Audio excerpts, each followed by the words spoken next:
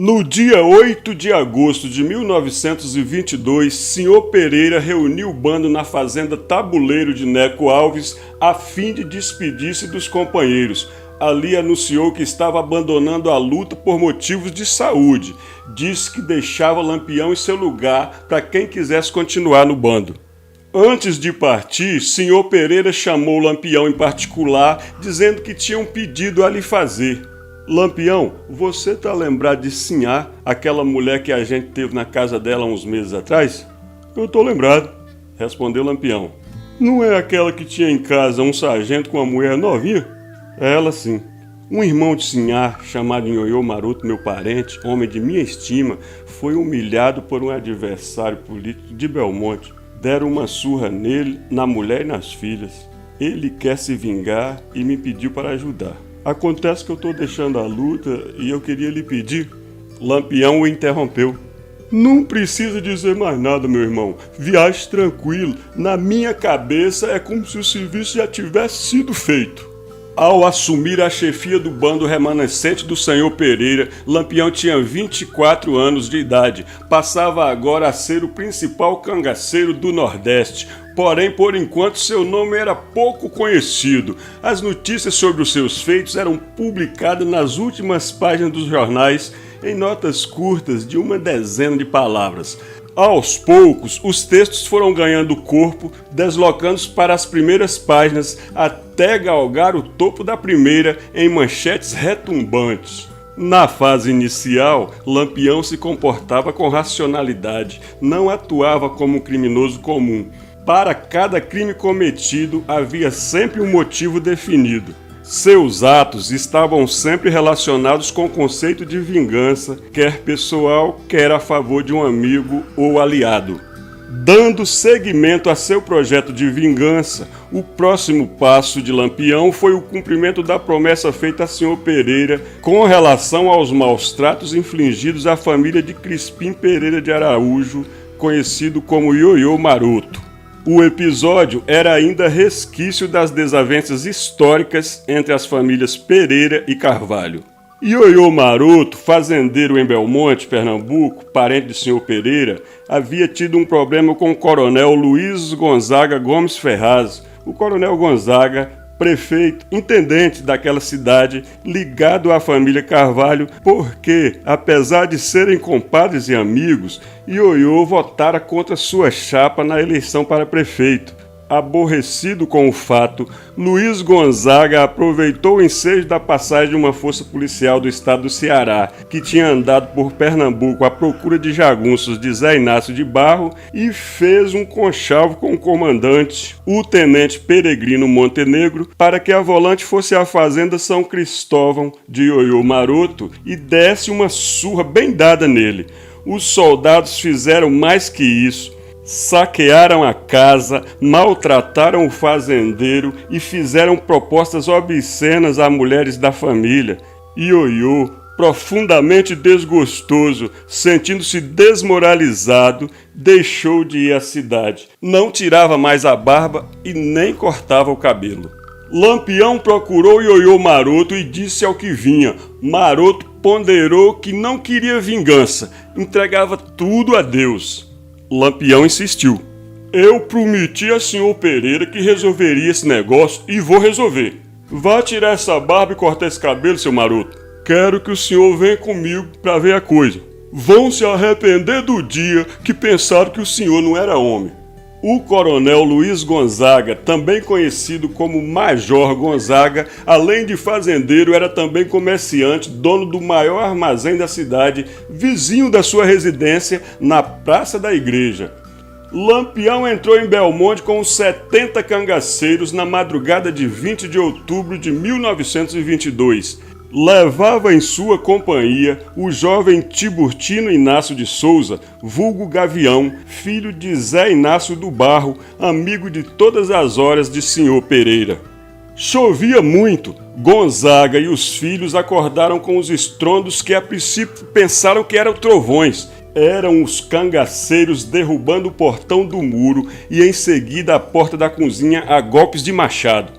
Um vizinho foi correndo avisar ao sargento José Alencar de Carvalho Pires conhecido como Senhorzinho Alencar, tido como sujeito valente, dotado de uma pontaria invejável.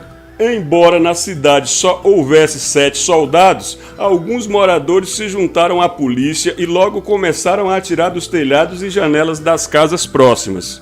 Os primeiros a entrar na casa foram Livino e Cajueiro. Na sala de jantar, toparam com Dona Martina, mulher de Luiz Gonzaga. "Cadê o Major Gonzaga?" perguntou Livino. "Ele tá aí", respondeu a mulher, assustada. Os cangaceiros espalharam-se pela casa, vasculhando cada cômodo. Casarão enorme com um corredor central, quartos de um lado e de outro. Livino entrou no quarto do casal, olhou atrás da porta, debaixo da cama, escancarou os armários. Nada do homem. Ao ouvir um ruído no sótão, Livino subiu a escada, forçou a porta e meteu a cabeça para espiar lá dentro. Mas o sótão era muito escuro. Gonzaga, de pijama, com uma pistola Browning na mão, recuou para o fundo do compartimento. Por azar, uma tábua do assoalho arrebentou-se e ele estatelou-se no chão na sala da frente. Com uma perna quebrada, ele entrou no quarto e tentou saltar a janela, mas foi agarrado e arrastado de volta à sala. Ioiô Maroto aproximou-se manejando um rifle cruzeta. Gonzaga arregalou os olhos, levantou os braços, as mãos espalmadas e trementes, suplicando clemência. Ioiô deu-lhe 3 tiros, 2 no coração e 1 no meio da testa. Lampião chegou próximo, abaixou-se, tirou a aliança do coronel e enfiou nela o próprio dedo médio. Contemplou a valiosa joia e calculou: "Esta aqui vale pelo menos 1 conto de réis." Jogou em cima do corpo roupas e lençóis e tocou fogo. Dona Martina despejou um balde de água sobre o corpo, debelando as chamas de modo que o morto ficou apenas chamuscado. Um cangaceiro chamado Vereda ia arrastando Abigail, a Biga, filha de Gonzaga, para um quarto, mas foi impedido por Cajueiro. "Você não vai fazer isso, Vereda. Só se me matar primeiro." "Quais foram as ordens que nós recebeu?" Depois disso, Dona Martina e a filha foram postas na despensa e o cangaceiro Fiapo, o Fiapo II, foi encarregado de protegê-las até o momento da retirada. Enquanto isso, outros cangaceiros arrombaram também o armazém de Gonzaga, contíguo à residência, e iniciaram o saque. O cangaceiro Terto Barbosa apoderou-se do rifle do coronel Gonzaga, novinho em folha. O bando teve dificuldade de sair da cidade, pois o sargento Senhorzinho Alencar, contando com o apoio dos partidários do prefeito, pôs atiradores em pontos estratégicos, bloqueando todas as ruas que davam para a casa de Gonzaga. Para escapar, os cangaceiros tiveram de abrir o caminho à bala. Terminada a luta, 3 integrantes do bando tinham morrido, embora dos 3 apenas um tenha sido morto em combate, o cangaceiro João Porfírio, o Berdo.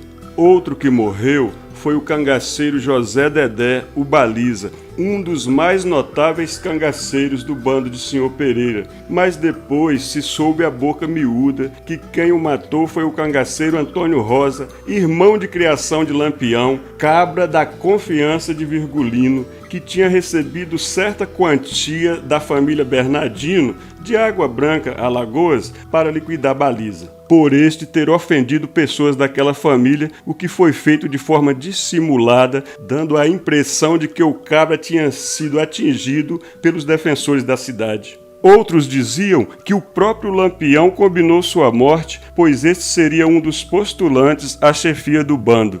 A terceira morte ocorrera logo na chegada do bando a Belmonte e por pouco não acarretara a suspensão do plano de ataque ao coronel Gonzaga, quando um primo de Ioiô, Antônio Pereira da Silva, o Toninho da Cachoeira, filho de Sebastião do Baixio, sofreu um ataque cardíaco fulminante, morrendo sem disparar um tiro.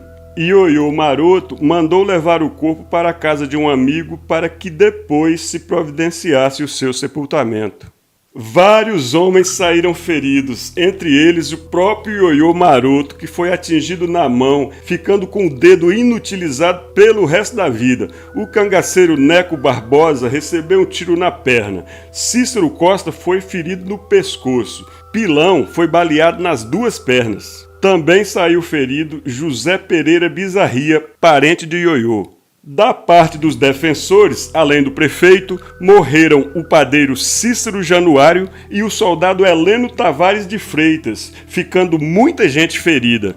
Estava feita a vingança, conforme Lampião havia prometido a Senhor Pereira.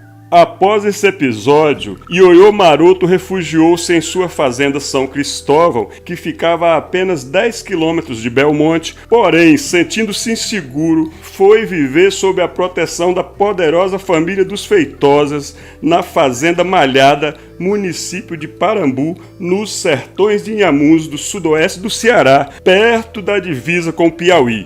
Consta que depois se mudou para Jacobina, na Bahia, não voltando nunca mais ao Pernambuco.